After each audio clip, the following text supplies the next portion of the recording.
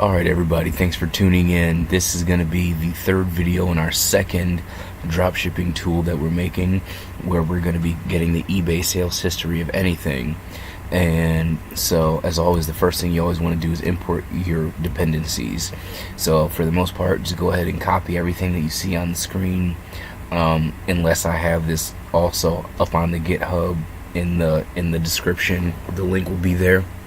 And you can just take that or copy it yourself, either way. Date time format, we're gonna need that, so just copy it down. You don't need that line, that's for me. I have a list of app IDs and I just choose one of those app IDs as mine, but yours is going to be, if I comment that out, this is what it's gonna look like for you, just this line. And then this is obviously where you put your specific app ID. So let me undo that. Okay.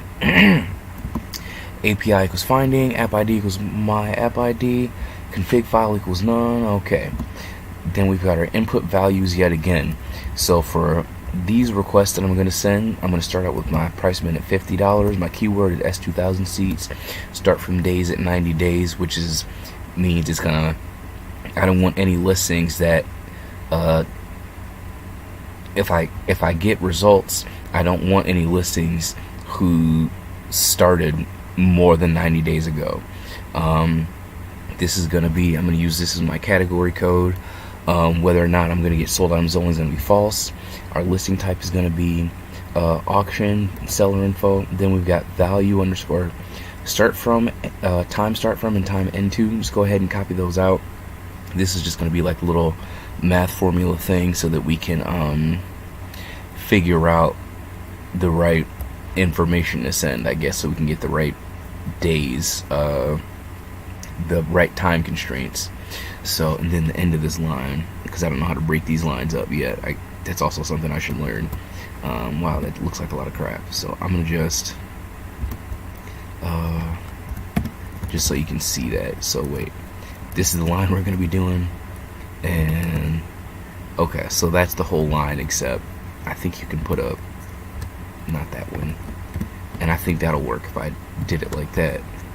So let me actually try that here too.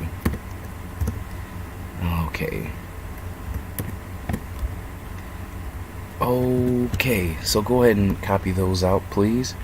And then we're going to use value underscore located in the US, because I want to make sure, for me at least, that I'm scraping just items that are located in the US. If you're going to use a different country, you're supposed to use the 2-letter, I guess, country code. You'll find that in the on that find completed items page under the located in, the section for located in. It's all one word. Alright, so we already looked at building our request. So this is how it's going in. If you remember the last video, we send our request by using a try. Response equals API.execute find completed items. And then if we get an error because we did our request incorrectly, or because there was no response or something, we're gonna get that out by doing traceback.print_exe. And now we're gonna parse. So the first thing so soup equals beautiful soup response.text. If you saw one of my other videos, I did response.content, and I think I learned at a later date that response.content returns like bytes, whereas this response.text returns a string. And I think that, and I don't really totally understand how that works, but I think that bytes has to like convert into a string before you can do anything with it, which takes a little bit more time. So when you're doing a lot of requests, it is for me, it's been significantly faster using response.text versus response.content. So okay, soup.ack.text is going to either tell you success or failed, I believe. And if it's failed, it's because I don't know, he sent a bad request. I guess we'll have to take a look at that a little bit later. So if it does not equal success, then print bad request. But if it does equal success, then we're just gonna continue on with the program onto the next line. So I have my variable total entries is the number of results that you get back for your query. So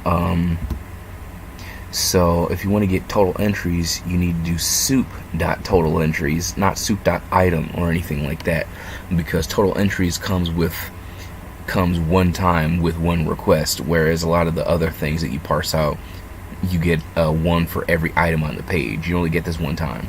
So you say soup.totalentries.text, and that's going to give you the number of results. Then for the number of pages, you do soup.totalpages.text, and that's going to give you that. List page items is going to be every row in my results. So just like in a regular eBay search, if I got 10 results, this is going to be a list of one of each of those results. So my first result, I'm just going to set it equal to list page items at index 0. Start time is first result, that's start time. Okay, so what I did was I took first result.starttime.text, and that's the time that the listing started at when it was first originally posted. And then first result.endtime.text is when the listing ended, whether somebody bought it or whether it just ended because it ran out of time. And I wrapped that in dateutil.parser.parse and do that for both of those, so that way we can do end time minus start time dot days, then convert it into a string, and that's going to give us the number of days that it took before the product ending listed. So instead of sold in days, let's say ended in days, because it may not have actually sold. So scrolling back up, okay. So after that, then I'm gonna print out the stuff that I want to see that's at least relevant to me right now. So we've got keywords, total entries, and then total pages, which we already did. And then I just wrote it directly out. First result.title.text, that's going to give us the title. If you don't do .text, it's going to give you the tags included of all the items, and you don't want that. So anyway, first result.title.text is going to give us the title.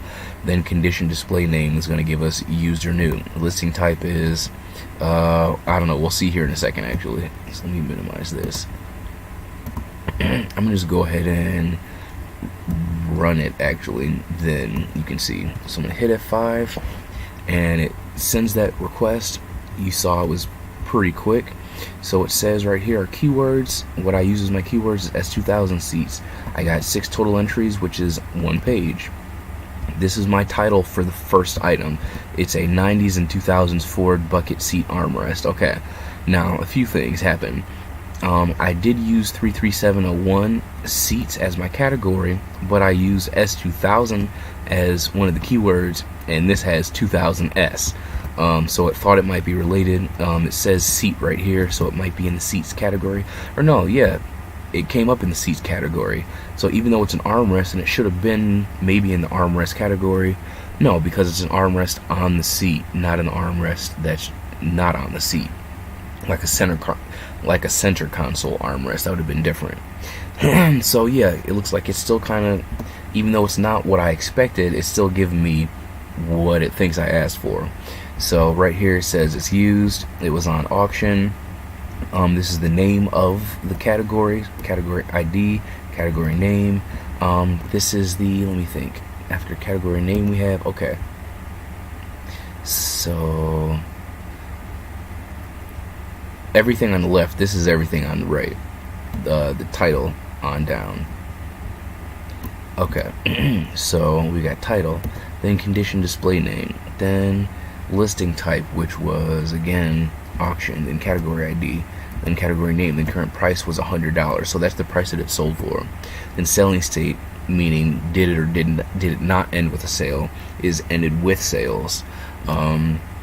Start time was March the 9th at 2:30. End time was March the 16th at 2:30. So as you can see, it was exactly 7 days, which is an indicator, if you didn't know that it was on auction, for it to end in 7 days is an indicator that it's on an auction. Then this is the name of the seller, however you say that, Ivania 28. So seller username.text, then the person's feedback score underneath is 559, and then the person's feedback percentage, positive feedback percentage, is right there, and then view item.url.text is this right here. So again, two different ways that you can view the product is either by using this URL or by taking the item ID, which I actually did not print out. But all you would do is just take that URL, hit enter, and it's going to take me to the sold listing that we're looking at right now. And this is it. So you see we've got the same name. That says 564. Is that what we got? Oh, that says 559. So either this person just got more feedback, or somehow it just hasn't registered to the API yet or something. So anyway, so let's see. Well, I guess whatever. That's the URL of the product. And then it said it sold at $100 in 7 days. So $100. It says winning bid. One bid. The fact that it says bids means okay, yes, it is on auction for sale. Alright, well, I think I'm done looking at that. So what we can also do is now if we start to change up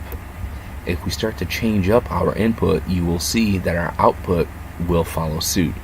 So if I say we got 6 results for under $50 and over. So we're doing seats. So how about I change that from S2000? How about I change that to like a whole brand? So let's just change that to Honda. The make, I mean. So we're gonna change our keyword, keep our start from days. Actually, no, let's change that also. Let's just do 10 days. Let's see what kind of seat products start and end in a 10-day time. So we're gonna keep our category ID. Sold items only.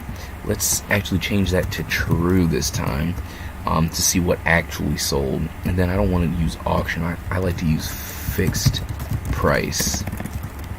We'll keep seller info the same. Value, time start and time end are going to be the same, and located is going to be the same.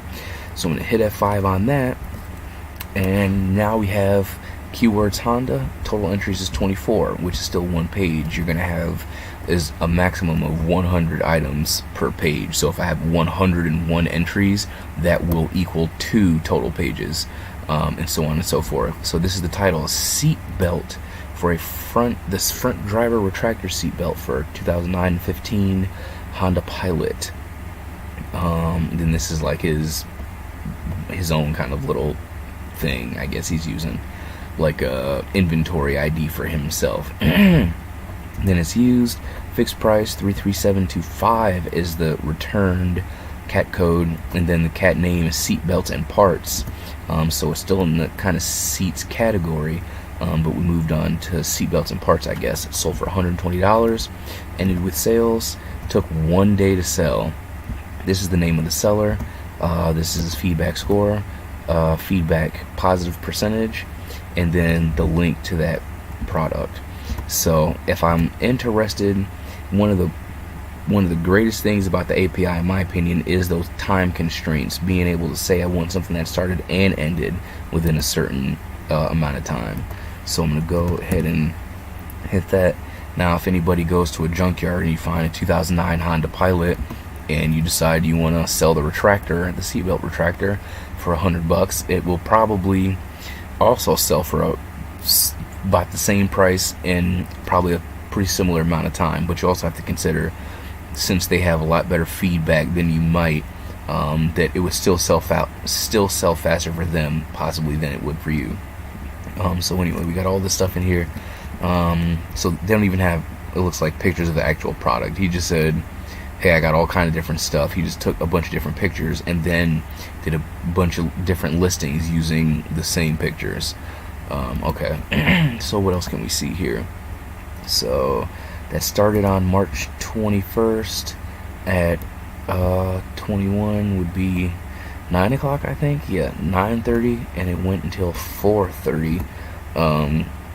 2 days later, which is less. So if this is sold in days. If you want actual sold in hours, that would be a little bit different. But it seems like it's usually easier to sort by days and not by hours. I guess depending on you. So what else can I change here? Let's try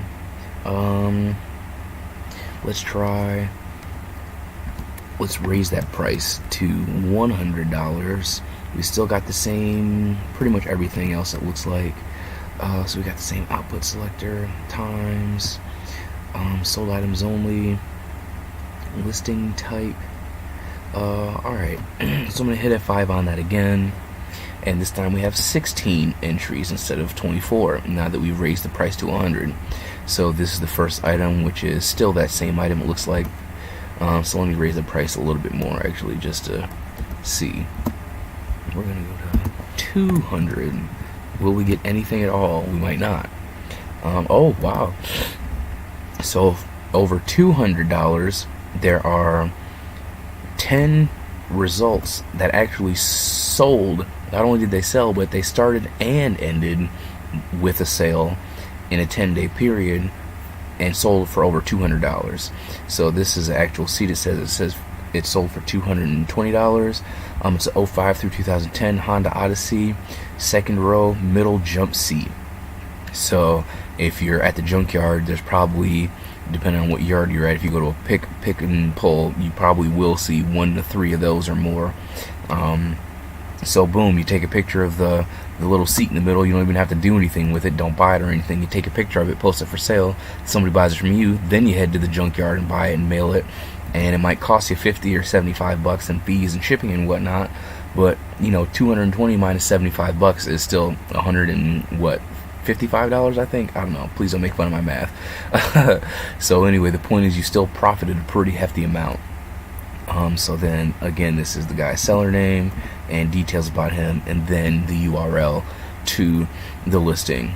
So the next thing we're going to do, I'm going to end this video, and what we're going to do in the next video is we're going to, there's a few different things that well, probably the first thing we would do is iterate through a list of keywords and a list of specified request input, and then we're going to get all these results for all these different requests.